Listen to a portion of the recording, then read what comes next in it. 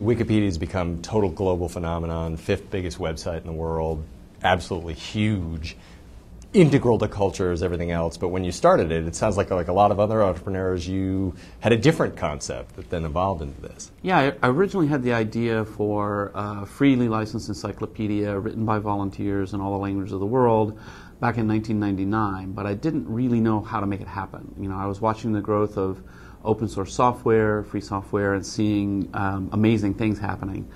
So our first concept of how to do it was very top down. It was called Nupedia. We had a 7-stage review process. People actually for a while had to fax in their diplomas to prove they were qualified to write something. And as you might expect, it was a complete failure. We really got very little work done because it was very intimidating for people to participate. So then when I heard about the wiki concept, which had actually been around since '95, and we launched that, it was a completely radical change of direction. Take us through that process, because obviously Wikipedia has been shot at forever by, oh, anybody can edit it and so forth, how can it be credible and that kind of thing. So when you were conceiving of it, it must have sounded like it wouldn't have been a good idea. Completely insane, right? It's the most insane thing ever that you're going to open a website, let anybody edit it, and expect it to be anything other than complete rubbish.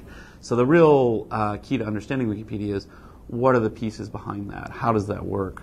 And it's a mix of things. It's the software, meaning the tools that we give to the volunteers. So people have things like recent changes where they can check what's changed recently.